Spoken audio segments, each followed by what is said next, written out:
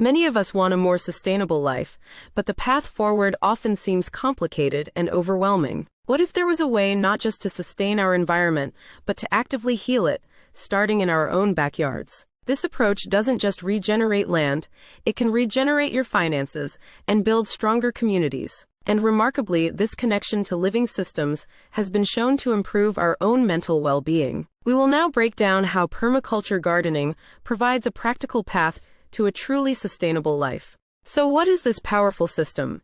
Is it just a fancy term for gardening? No, it's a complete design philosophy. Permaculture means permanent agriculture and permanent culture. It's a system for designing food systems that mimic nature. A fundamental pillar of any permaculture system is living soil. Unlike farming that degrades soil, its main goal is to build and regenerate it. Techniques like no-till farming protect microbial life, while composting acts like a slow-release fertilizer, feeding the entire soil web. This focus on soil health isn't just for the environment. It leads directly to more resilient plants, higher yields, and more nutritious food. Just as vital as soil is water, permaculture designs aim to capture, store, and use every drop as many times as possible. This sounds great, but where do all the resources, the fertilizer, the pest control, come from? The answer is a core mindset shift. First, you reframe waste as a resource. Kitchen scraps become compost, animal manure becomes fertilizer, even weeds become mulch. Next, you stop fighting nature and start working with it. Instead of pesticides, you attract beneficial insects that do the pest control for you. So the resources don't come from a store.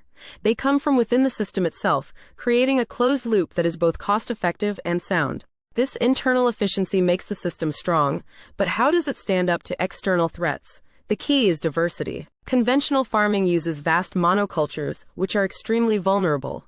Permaculture uses polycultures, diverse plantings that support each other. This all sounds great for a big farm, but what about the rest of us?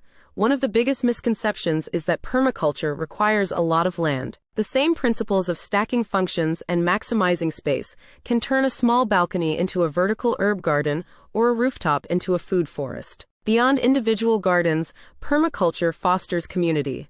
Shared projects and knowledge exchange build collective self-reliance. These aren't all new ideas. Permaculture honors and integrates traditional ecological knowledge from indigenous communities that has sustained people for millennia. So we've seen it work for individuals and communities. But what about the biggest challenge we face? Can a garden really fight climate change? The answer is a surprising yes.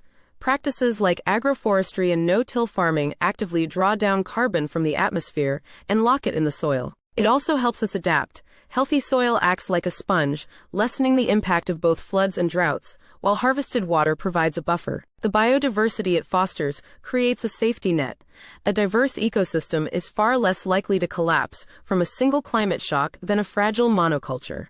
Okay, it's good for the planet, but in the real world, people have bills to pay. Is this an economically viable path to a sustainable life? Far from being a financial burden, permaculture is designed for economic benefit.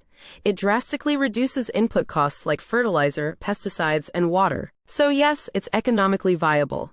You save money on groceries and garden supplies, and surplus produce can create new income streams. Let's connect the dots. The healthy soil we talked about and the diverse planting don't just create a nice garden. They create local food security, empowering you to be less dependent on fragile global supply chains.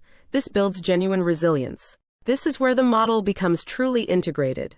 The act of regenerating your land directly contributes to the mental well-being we introduced in the hook. So, permaculture regenerates our land, our finances, and our minds.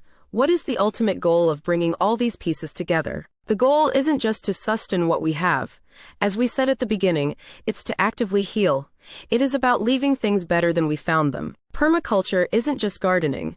It's a practical design system for a sustainable life, proving what's good for the planet is good for us. By learning these skills, we build not only gardens but personal strength. It fosters a sense of accomplishment and a deeper connection to the world. The path to a sustainable world can feel large, but it starts with one small act. Start a compost pile, plant one fruit tree. Your path starts today.